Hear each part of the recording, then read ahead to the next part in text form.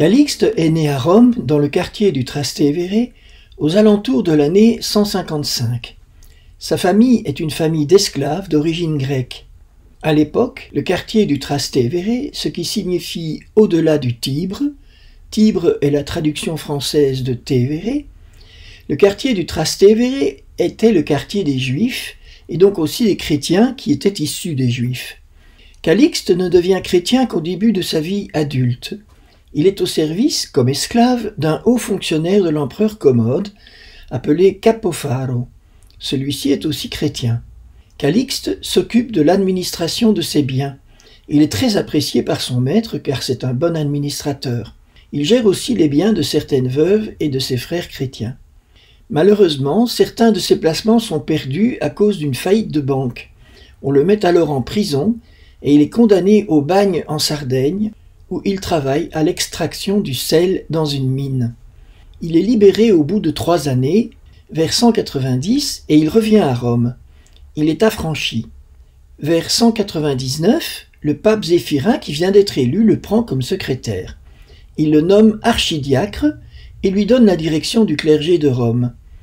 Il lui confie aussi la création de la première catacombe sur la Via Appia, la fameuse catacombe dite de Saint Calixte. Je vous rappelle que les catacombes ne sont pas des refuges de chrétiens pendant les persécutions, mais des cimetières creusés dans le tuf, une roche friable qui durcit à l'air. En 217, le pape Zéphirin meurt. C'est Calixte qui est élu pour lui succéder. Il est le 16e pape de l'Église.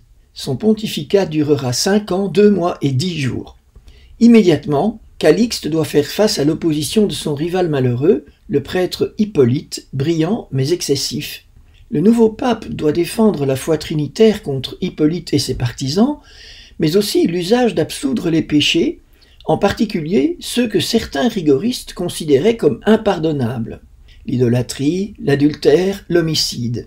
Cette volonté de permettre à tous d'avoir accès au pardon de Dieu a fait surnommer Calixte le pape de la bonté. Vous voyez aussi que la conviction que nous avons aujourd'hui que Dieu peut pardonner tous les péchés dans son infinie miséricorde n'a pas toujours été une évidence dans l'histoire de l'Église. Alors que le droit romain ne le permet pas, Calixte reconnaît la validité du mariage entre esclaves et femmes libres. Il accepte aussi le remariage des veufs ou leur entrée éventuelle dans le clergé. La politique d'indulgence générale de ce pape de la bonté lui vaut beaucoup de critiques, mais il reste ferme face à ses adversaires. C'est un vrai bon pasteur. On raconte qu'un jour, ayant appris qu'un chrétien a été condamné à mort par l'empereur Sévère et jeté dans le Tibre, Calixte se cache sur les rives du fleuve, récupère le corps du malheureux et célèbre ses funérailles dans sa catacombe de la Via Appia. Le 14 octobre 222, il y a une émeute fomentée contre les chrétiens dans le quartier du Trastevere. Les émeutiers défenestrent le pape Calixte du haut de son immeuble. Son corps est ensuite jeté dans un puits et recouvert de décombres.